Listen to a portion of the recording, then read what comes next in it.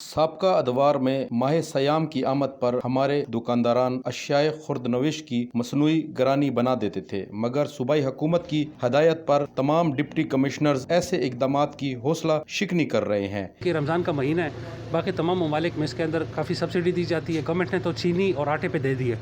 باقی تمام اشیاء پہ آپ سے گزارش ہے کہ آپ روٹین سے تھوڑا کم دے دیں۔ تو اس میں ہم نے تقابل کیا، باقی ہمارے جتنے بھی جوائننگ ڈسٹرکٹس ہیں ان سب کے ریٹس کا اور ڈی خان کا بائی اینڈ لارج ہم نے اس میں کوئی کسی چیز میں قیمت نہیں بڑھائی، ہم نے اسی پہ رکھا، سوائے اس کی جہاں پہ 4-5 روپے کا گیپ تو اس پہ دیے۔ کوشش یہی رکھیں گے کہ ہمارے جتنے بھی پرائس مجسٹریٹس ہیں اس کو انشور کروائیں گے، جو اس کے حد کے رہتے ہوئے سب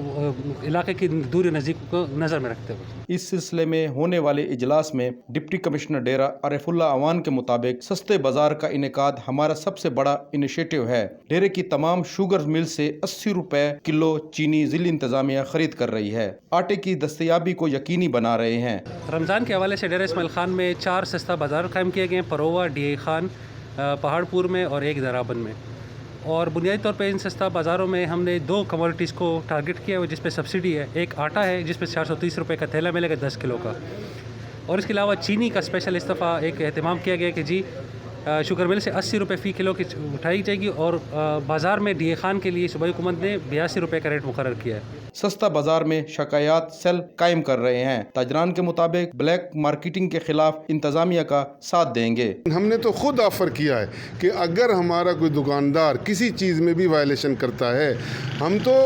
دکاندار کو چھوڑیں، ہم تو سستا بازار تک بھی ان سے کہا ہے کہ وہاں بھی آپ اپنے لوگ بٹھائیں، ان کے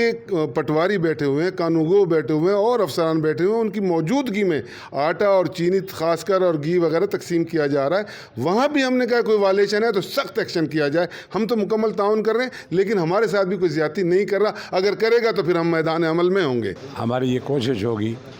کہ ہم شہری ہونے کے ناطے اس مافیا کو ختم کریں اور اس طریقے سے عوام تک اشیاء خوردونوش کی چیزیں ہم پہنچائیں۔ گرانی کی حوصلہ شکنی کے لیے انتظامیہ نے مانیٹرنگ ٹیموں اور چھاپہ مار ٹیموں کا پلان مرتب کیا ہے۔